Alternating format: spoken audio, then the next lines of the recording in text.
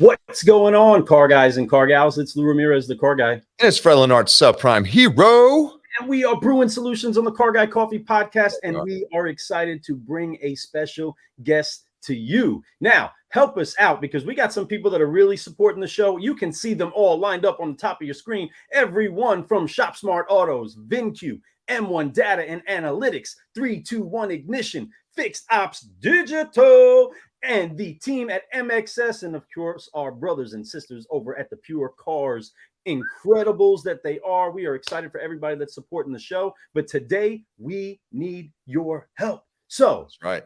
Tag a car guy, tag a car gal, and share. Get this out there because we have a rock star in the house. I had the pleasure. We have a rock star in the house. There we go. Right on the real tip, right? So I had the pleasure to be able to see her speak on stage and talk about the culture at her store, talk about what's going on in automotive, what the future looks like. And I was beyond impressed.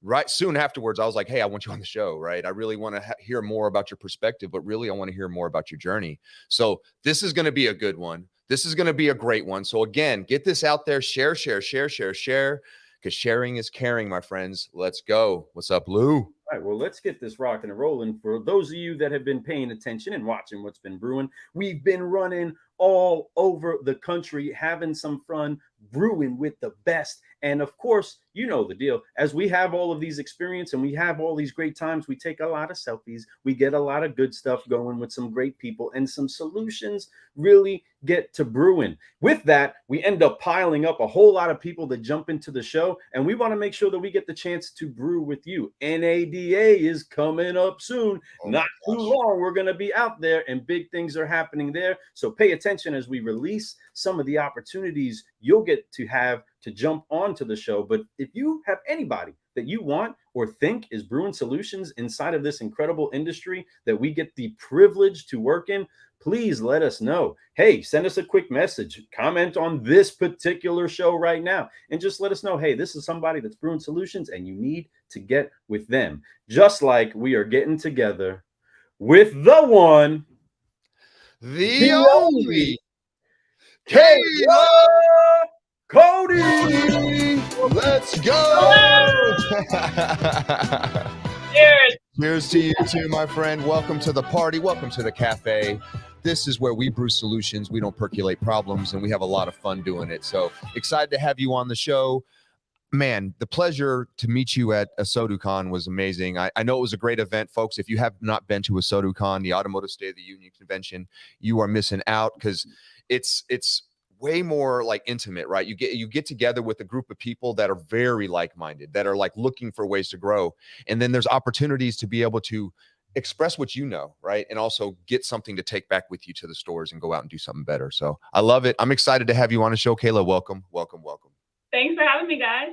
Well, we are excited that you are here. Now, for those of you that are familiar with how the five-liner goes, you know we can't get anything going until we get those F-bombs dropped up in here. So, Kayla, we got to make sure that we do wipe off the weight of unforgiveness. We get focused and we stretch out and we fly so that we can keep growing all the time. With that said, you got to join us with these dance moves. You got to jump in with us. And for those of you that are listening on the podcast, throw one hand on it. For those of you that are watching, go ahead, say it loud and proud so everybody around you says, man, what are you talking about? On three, let's go ahead and say it loud. 1, 2, 3. Forgive. Focus. Fly. And keep rolling, y'all. That's right. One more hit up the beat. Gotta hit that beat. All right, so listen, we're gonna have some fun. You can tell she is a good sport. She's enjoying herself. Love the smile on the face. Can't wait to hear more about your journey. You know, we talk about this thing called the five-liner, and it's 5 questions that we love to ask. And these 5 questions, I really think, get a deeper dive into who someone is, right? And for all you all out there who are in the industry, if you're looking for inspiration, get ready for some. For all you all who are looking at maybe getting in this industry that are watching the show, listening to the show somewhere, listen, there's some great people in here. And if you want to be great, get in here and participate. So let's go. All right. So first question out there for you. Let's go. Let's get into it. What is your why?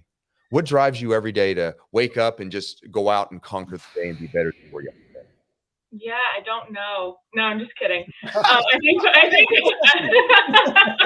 I think for a long time I didn't know. It was just this weird intrinsic thing that I just woke up every morning and was ready, and excited and grateful to have a new day. And then I think as my career kind of kept going, I realized that I was driven to make things better for people, to grow people. Like that's when I felt the most rewarded. I would just try. And then when the result of that effort was the people side, the growing of the people, the success of those people, that's when I felt re-energized to go do it again. Love it. And it does. It energizes you to the next one. Sometimes you got to conjure up that first little, let's go, let's get everybody going, especially when you don't sometimes feel it yourself, right? We don't always feel the fire in us. Sometimes we got to get some gasoline and then really just work hard to get them sparks started. But when you start to see somebody else get lit up, when you start to see somebody else turn on, it just ignites you more and more and more. I hear you, Kayla. I'm feeling it. That is a great why. That is a great why. What you think about that, Fred? I love that. Really getting into that why is important, but there's big whys and then there's a small whys. Sometimes it's just that little thing that you need. I'm going to be honest. Sometimes I use things like, I love new blazers, right? So I love getting me new jackets. So sometimes I'm like, what do I need a little extra from? It's the whys. But, we all get motivated in the way that we get motivated. But the key thing is that what your why is. That's why I love that you joked at the very beginning of it and said, oh, I don't know. Right. But you wake up every day and you think about it. That's your purpose. Every time you don't want to do something, you're using that to drive you. Right. And it's not that we don't want to do things, but folks, we're humans. We get tired. And I believe you're an A+ type person. And when you're an A+ type person, you're going after things beyond your hours. You're doing it not just at work hours. You're doing it in all hours, right? Because this is your purpose. I love that. So no, the why is super important, folks. So hope you guys are taking notes because we got some really good stuff coming. I love it. Lean into that. So tying together the why, of course, this is a key piece that we love to find out from everybody because everybody's a little bit unique. Some of the stories maybe sound a bit the same. Usually it's by absolute accident that this happens. But Kayla, what brought you to the car business? A hiring freeze in Kenya throughout the government. This is weird. Yeah, I'm a really weird one. So my dad owned dealerships. And that is a first. I got to say that. Yeah. That is definitely a first. Yeah.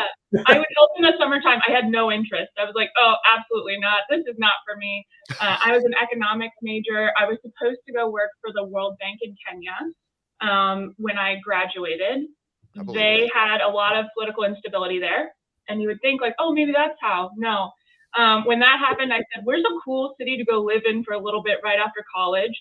Ended up working at a home builder, family owned, which was really neat, largest privately held in the United States.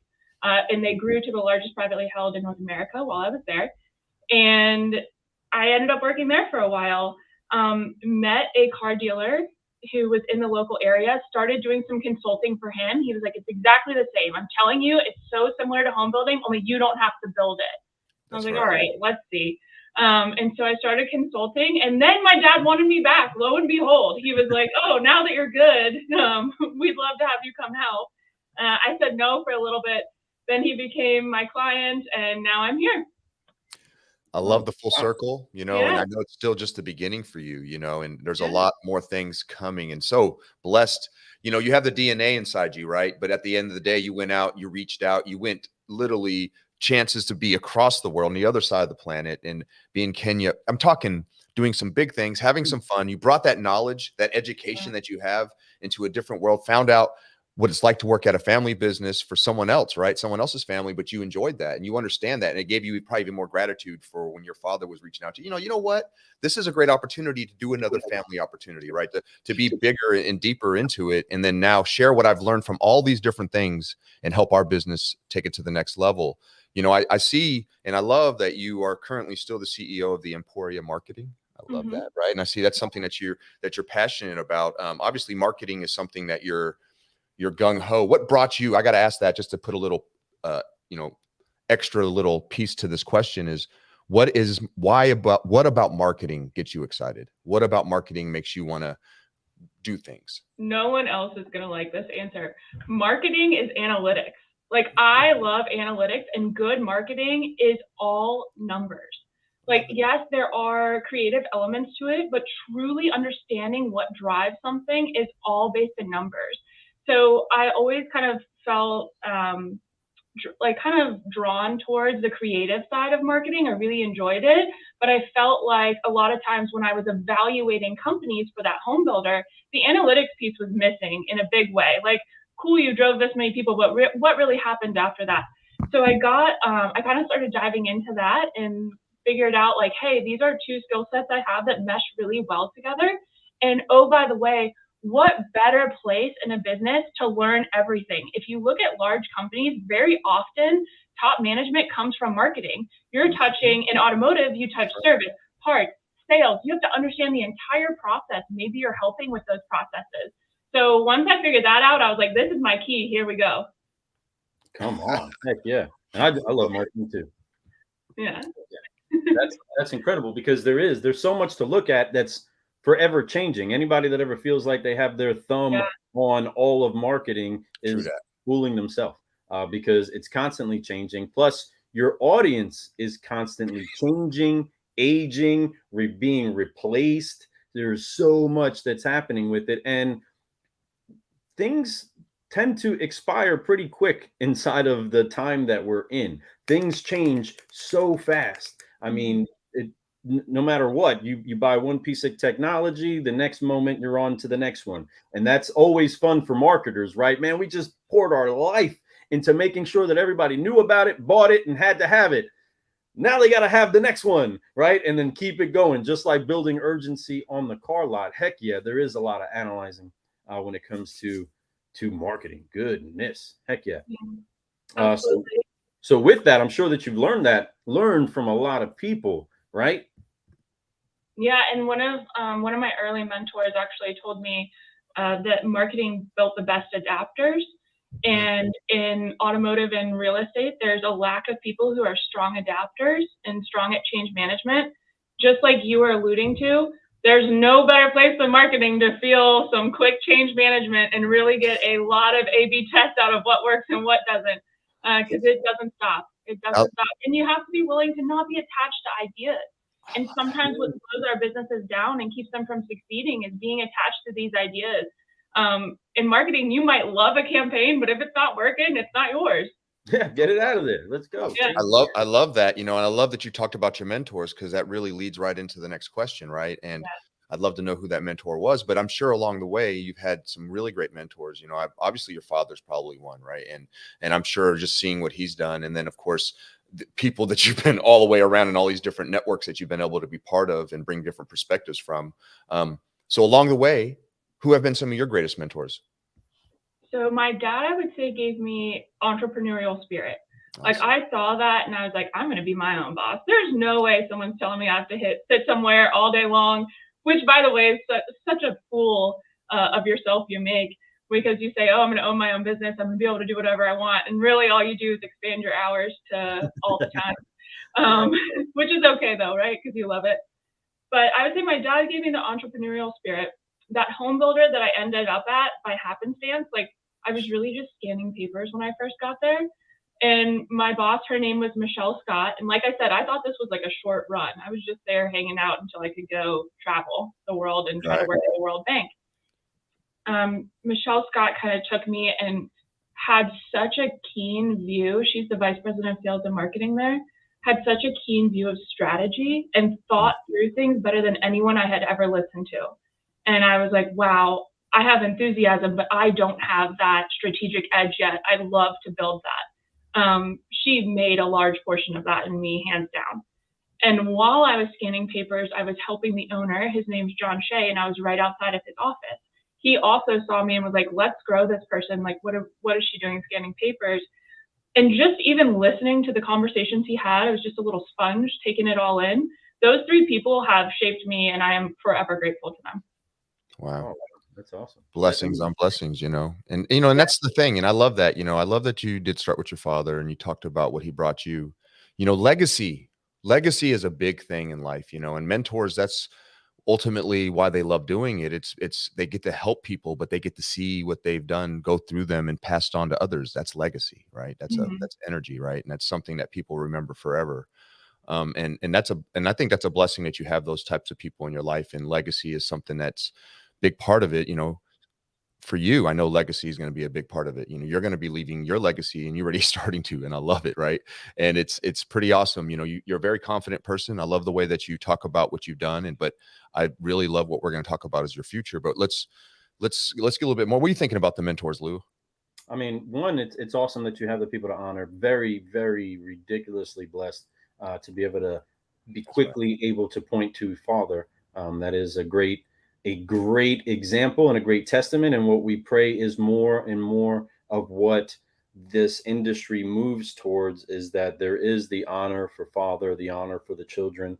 I believe that we are in a time where we're starting to see the family dynamic become such a priority inside of this business, that there are the daughters, there are the sons that are honored to be in this business, that are honored to go in the direction that they've seen opened up and provide for them. Goodness, there's been a lot of kids fed off of some car deals, right? But those same kids eating that great food and some of the best food there is, I would say, resented it, hated it, didn't like it, didn't get a great example out of it, didn't enjoy the experience because they were sacrificed at the altar of the next car deal, the next quota, the next big goal that we have, the next store we got to buy, the next deal we got to do, right? There, how many recitals, how many ball games, how many birthdays, all of those stuff that have been missed or not prioritized. Yeah. And then to where, it could be a totally different story. Kayla could be saying, I didn't want anything to do with the car business. I really love my dad because I know he loved first.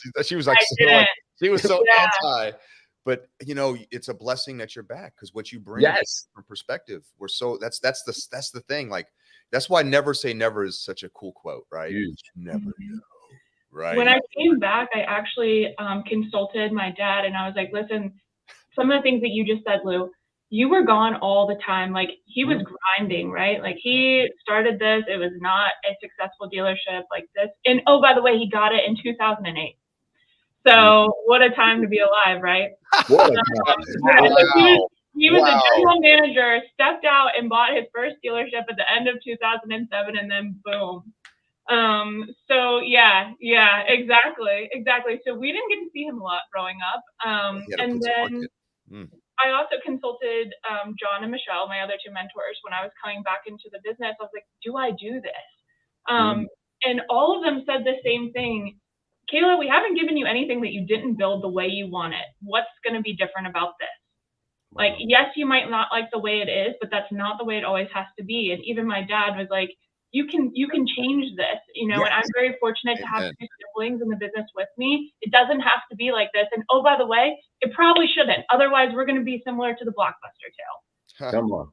That's strong. Kayla, I mean, what you're saying is exactly what we're trying to make sure that, especially all of the, I guess you even call us the old folks. If you got 2 decades in this, I'm getting up there. But that so much of what needs to die doesn't die in our industry because that's all people know. And then they never take somebody that's an up and comer or coming to this and say, here, change it, make it different, make it yours, make it better. We're not saying we got it all right. What we are saying is you are now empowered to make it better. If you're going to come into this, take it to the next level. I absolutely love that, because that's the spot of saying, hey, we don't got it perfect. And we only know what we know. We only know what we've been shown. And what we've recognized over time is that people don't even know what they like. They just like what they know, right? That's all that they have. And with that, when you're given the freedom to dream and to open up inside of your world, a new way to do this, a new way going forward on all levels, from personal life to professional, and make it be more fulfilling, that's a great invite to those that are coming into the business to saying, hey, we barely even started painting this picture, and your colors are important to add to it, your thoughts, your dreams, your creativity. And we want that. And that's awesome that you were empowered to do that. As you've done that, though, you've seen and you've heard a lot, you've felt a lot, and and you keep bringing that smile, you keep staying excited, and goodness, I mean, Dad came in 2008, so I mean, it's so hard to ever think of Yeah. anything getting too much worse than what was going on back then. Wow. But with it, you've had a lot of knocking on some serious all you need to. even with that has built our faith that we can make it out, and our resilience in the business. We always land on our feet, right? You do. But man, Max Lopez is saying some really nice stuff here. He says, so I worked and transformed Ed Bozarth's in Las Vegas so he could sell it. Kayla was her father to speak with. Most dealers I have dealt with do not appreciate new ways how to get around that. How do you get around that? Okay, sorry. Reading this like really how I'd say I should try to figure out. Yeah, Max, great. I'm glad you're in here. Thank you so much. Number of the leads. Okay, gotcha. Plug. Good plug. Got me, Max. Love you, buddy. Car guy. All right, so thank you. But with that though, Kayla, again, you've seen a lot, you've heard a lot, and you've been through that. But for you personally, you individually, what has been the hardest lesson you've had to learn getting to where it is you are now? I shared with you guys a little bit how like I always have this drive to make things better. And I share that with a lot of my team. Let me say that first. A huge portion of our team shares that. When I encountered the first person that was excellent at their job, but didn't want growth, that was the most confusing thing I have ever hit in my life. And I had to really step aside from who I was and what drives me, because I would have been like, yes, give me more, let's go, and understand this person that I couldn't do my job without, but also couldn't grow. And that was so confusing. So that was the hardest lesson. That really like made me sit back and think for a while. All the things that have gone wrong, all the leaders who maybe didn't want to change things, those were things that I could overcome with analytics. And, like the last question, you can overcome most things with analytics and get through it. This was more of a mental, psychological toll on me, where I was really trying to understand, how do I make things better for him then? If I can't give him this, what do I give him? And having to understand too that some people are just happy being the expert at this level and they don't necessarily want more was a weird time for me.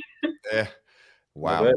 That's a very, very great perspective to learn, and a lesson that definitely we all had to go through. I feel you on that. I'm like really feel you on that. One of the greatest lessons I had was I was told that, Fred, you can't expect people to do what you do, and if you do that, you're going to disappoint yourself and them. Right. And that's the problem. Right. So the idea, and what I love about, the whole philosophy for certified solutionaries is to know the way, show the way, and go the way. Right. You have to not just know it. You don't just show it, but you go that way with them, and you walk with them, and they understand things step by step. So it's really hard. What you're going through there, when you're talking to somebody and you're like, hey, they're happy as heck at their level. They're not looking for leadership positions. They're really good there. The question is, how do we challenge them on a daily? Like, what's the 1% thing that they can do, that can make them better at what they're excellent at, right? And that's great that they found what they're excellent at. When you're able to do that, that's another lesson that a lot of people have to go through quite a bit to be able to find, being excellent at something, right? And when you are, sometimes that comfortability, maybe it's deeper. Maybe you think about it's outside of work. Maybe they need, maybe they're looking for something more, and that would provide, maybe a spark at work for them to do even more somewhere else. So I don't know, but I think that's a great perspective to learn. I do understand that, because I used to get in so much with my staff all the time, expecting them to do what I would do. And just, that was silly of me to even put that on them. So it's also a different generation. This is very different. A lot of my team is like, I'm happy right here. I don't necessarily need more. And that takes a hot second for me to understand a little bit. Right.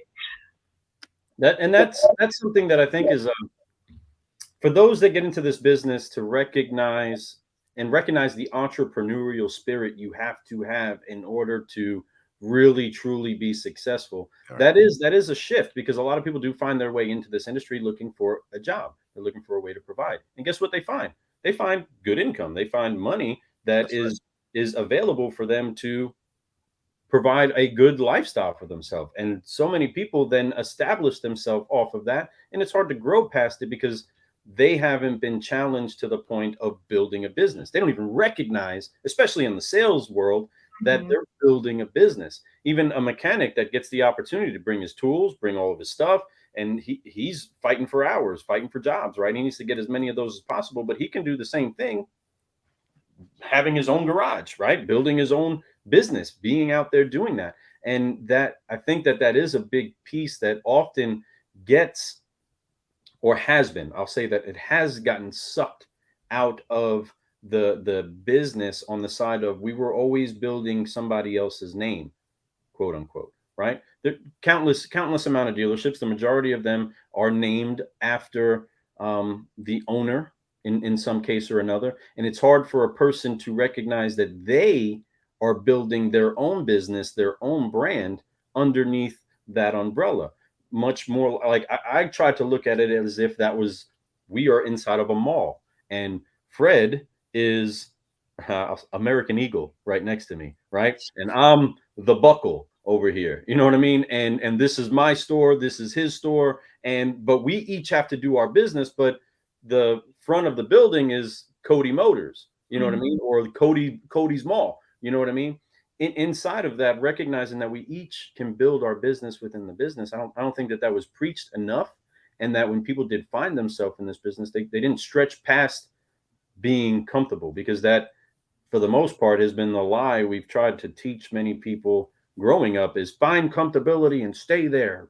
Keep putting into your savings and your 401k and you'll be happy. And then we do that, we end it, we retire, don't have enough money to retire, back to work. You know what I mean? It's that cycle has to end, but nobody recognized that they are building their future with their own business. And I love where your heart is on that. But you can tell, and those of you that are listening, those of you that are watching, you can tell, you can hear that she has that spirit inside of her. Because again, to be an entrepreneur, you got to be creative, you have to be adaptable, because although we make a plan, it doesn't always go to plan. And a lot of times, if we have the fortitude to keep pushing forward, it's actually even better than the plan. You can't even imagine how good it'll be if you just stick to your guns and keep moving forward.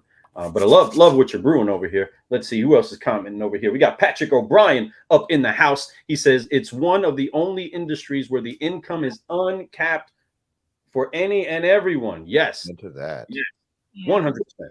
No cap. No cap on that. Teaching your team how to do that as well, so we're not named after our last name's not on the building. Part of that is very intentional. Like, we want everyone to feel like they own this. You'll hear us say to our technicians, like, this is your business is your bay, we're supporting you with parts, advisors, all these different things. You'll hear us say that to our salespeople, like, this is your business, your little mini business, you're running out of our store, like, let's go. But a lot of them don't necessarily know what impact their extra effort has. So I think knowledge is a huge part of pushing what you're talking about. Amen. Remember that.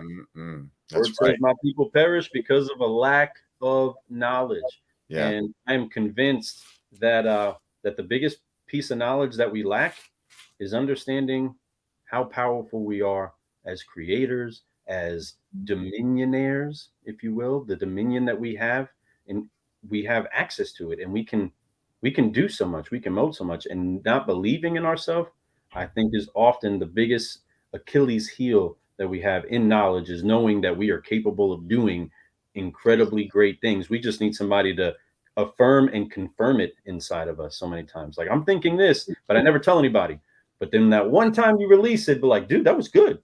Sister, that was, you need to say that to more people. You need to go do that. You know what I mean? But it could stay bottled up in us, right? We just have to believe. And I think that is a big piece, is we don't know how powerful we are and how valuable those thoughts we have are to contributing and to bringing change. Yeah, no doubt. And confidence is a big key ingredient, but confidence comes with being educated, learning, going out and training, and constantly practicing what you do, getting better at your craft on a daily basis.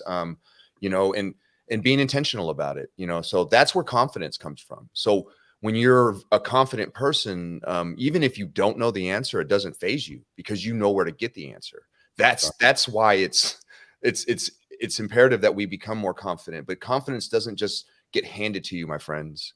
Confidence comes with work, right? Confidence comes with passion.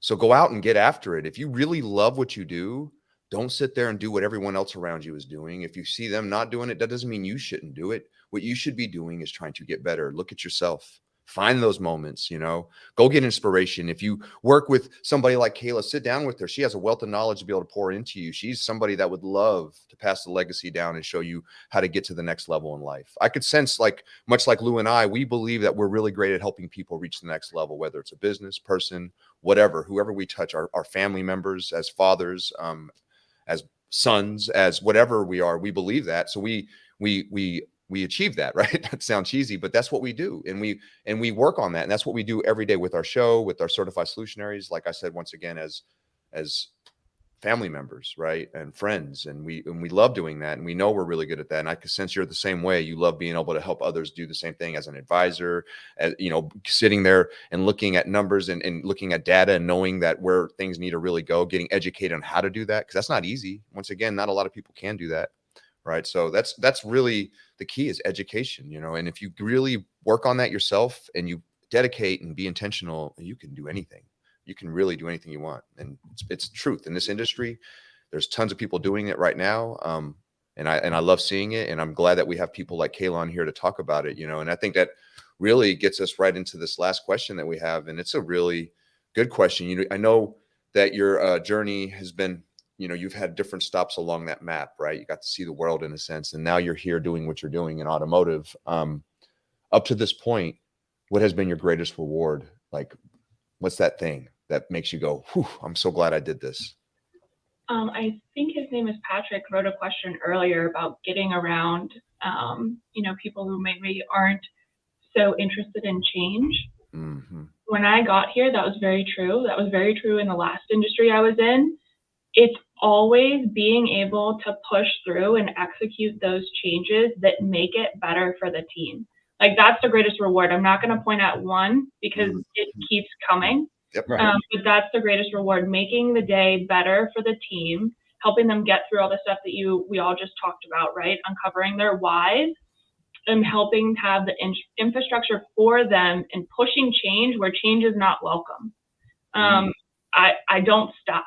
Like, whenever someone tells me no, I'm like, okay, that's the first no. Like, that's how I think about it. And I'm like, how do I revamp my ass to get what I need? How do I put more analytics behind this? How many more failures do we have to have before I get my yes? The wall is hard sometimes, but you just got to keep hitting it until it falls down. Facts. Facts. She said that so strong and such like a car gal. Says, how many more no's or how many more failures do I have to get, or how many more slips or falls or mistakes, or how many times do I have to get this wrong to get it right? And that's the thing of great invention. That's right. The great perseverance is so many times you don't have to get it right all the time, just once sometimes. You know what I mean? You do, you figure it out, and then you just replicate that over and over, right? And then you make it better using analytics and different data, right, to make yourself stronger, because numbers don't lie, folks. Our memories and sometimes will fade on us. Sometimes our feelings will get in the way, but really, when you look at numbers, you look at what's going on. It's a beautiful thing to be able to see what the real picture is, right? And shouldering that blame, right? Like saying, hey guys, if we fail, it's on me. I'll take it. I'll take the first L. Like, you can blame it all on me. And I'll even say that to I've said that to my managers in the past. I've said that to major stakeholders. Like, if this fails, it's on me. Like, that's how much I believe in whatever this item is. Heck yeah. And oh, by the way, if it does fail, the old way is always there. We can always go back to it. It's not going anywhere. Bingo. That's facts. Yes, it is. Well, solutionaries, you've just heard all of the pertinent pieces of info on this car gal right here. Heck yeah. It has been an incredible 5-liner. Kayla, how do people get a hold of you if they want to get a little bit more inspiration, or just maybe get shook up a little bit and told to believe in themselves, go after their dreams, and just dig into that brain a little bit more of yours? How can they get a hold of you? What's the best way? My LinkedIn is probably the best way. I check those messages regularly. LinkedIn is awesome, an awesome way to get a hold of me. Heck, perfect. LinkedIn. If you're not on LinkedIn, well, get LinkedIn. Just if you're not on LinkedIn, get LinkedIn. No, if you're watching the show, odds are you are, because you're a lot of people commenting on LinkedIn. Speaking of LinkedIn users, Robert says service opportunities every day. and every customer did we wow them and win their next business visit? Yeah, that's a great question, Robert. That's a great question. We need to ask them. What's the wow effect? Why come back? Love it. Absolutely love it. What do you say on that, Kayla? Yeah, and that's very pertinent for our business. We've been very focused on service, as many automotive professionals have been, and making sure that we do deliver that wow experience. We know we have the best technicians. We know we have the best advisors. Yet, for some reason, they were the least trained and had the least attention on them. You can't expect wow unless you're putting in the effort there with them. That's right. That's 100%. Intentionality again, right? And really every single time process, and it has to happen, right? Make it part of the culture, expectations of what we do every single day. And it makes a big difference, and they'll feel it. Because that's, if you do that throughout the whole building, you know, instead of front, back of house or whatever you want to call it, you know, you want to say that we're one team. We are one ecosystem of opportunities, right? We understand that we cause the other opportunities, that the things happen because of the other sides, you know, then you understand that we're needed. We all need to work together to wow our customers, especially in today. Today, they need to be wowed with our social, with our marketing, with our, you know, their visits, with the digital visits, whatever it is, all needs to be wowed, because customers are looking for the wow factor. And then, you know what? And they'll pay more for it because they want to. They want the experience. So you don't have to worry about price, dropping your prices and all this crazy stuff. Make them competitive, of course, but you don't have to worry about that if you give them extraordinary service. So love that. Great question, Robert. Great question. And below, as you can see, I do have her LinkedIn. So if you all do want to connect with her and learn more about what she does, and if you're looking for maybe some advice, hit her up. She can give you some really sound advice. She's been able to do it for so many other business leaders, and look what they're doing. Right. So let's go. I love it. Brewing Solutions, just like our friend Kayla. And we are so excited that you were here for the day. We got to get that music moving one more time so everybody can get grooving as they head on out. We got to drop those F-bombs and say goodbye to all the ladies that have been listening. Let's have some fun. Let's go ahead one more time. Kayla, hands on the shoulders. Let's forgive, focus, fly on 3.